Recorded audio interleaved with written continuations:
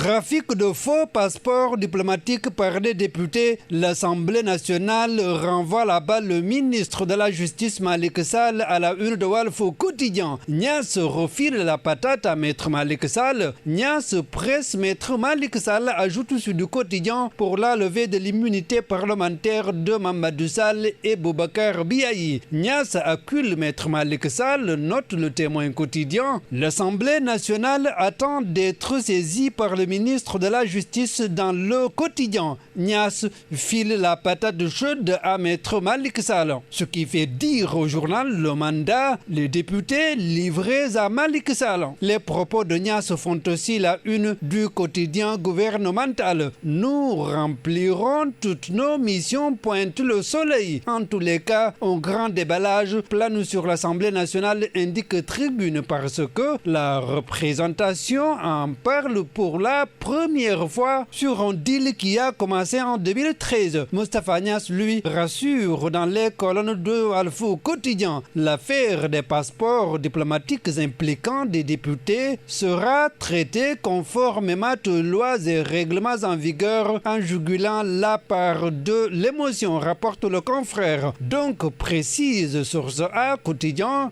Niasse n'attend que le signal de Milk pour la levée de l'immunité parlementaire des deux députés cités dans l'affaire du trafic de passeports diplomatiques. Le bureau de l'Assemblée se réunira immédiatement dès que la demande sera faite et la procédure appropriée va être engagée, rapporte les Échos qui titrent l'Assemblée nationale lâche les députés Biaï et Sall. Le mal est dans le système, fait remarquer Irène Mingassou de l'Union européenne en réagissant sur l'enjeu de la protection des données personnelles, relève Walf Quotidien. Ainsi, la justice sous pression aussi dans l'affaire Bogazeli, constate le journal du groupe Walfadjri. C'est pourquoi Niasse et Maître Malick Sall montent au créneau à la une de Vox Populi. Niasse justifie son mutisme jusque-là dans l'affaire des passeports diplomatiques. Maître Malick Sall se lave les mains de la liberté provisoire de Bogazeli et de la suite qui sera donnée à l'affaire, rapporte le journal. Source A affiche les derniers développements de l'enquête sur la fuite de la vidéo de l'arrestation de Bogazeli. Deux gendarmes entendus. Bogazeli bientôt convoqué. Les avocats de l'ex-député se rencontrent aujourd'hui. Y aura-t-il revirement ou pas? Fatoumata Tampi, elle, fait un revirement spectaculaire à 180 degrés à la une de l'info. Elle s'est subitement transformée en l'audatrice de Macky Sall et passée au travers de la gorge des autres responsables de la structure. C'est pourquoi, dans 24 heures, salve critique contre Fatoumata Ndiaye. Selon Niasse, membre fondateur de Fouta Tampi, le ministre Antoine Diome lui a offert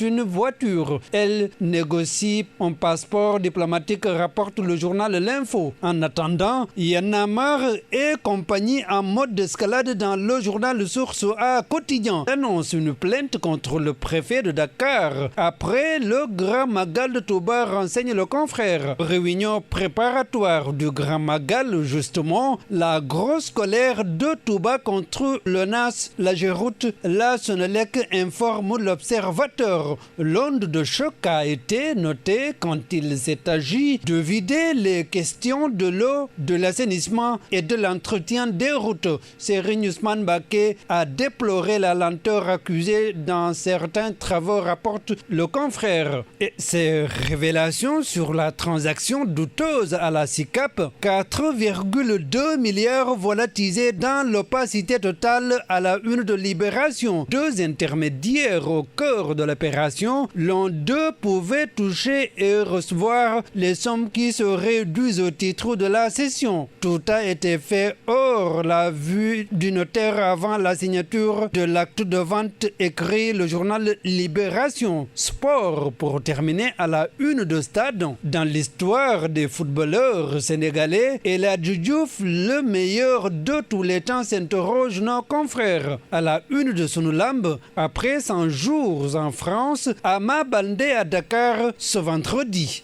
Bonne lecture.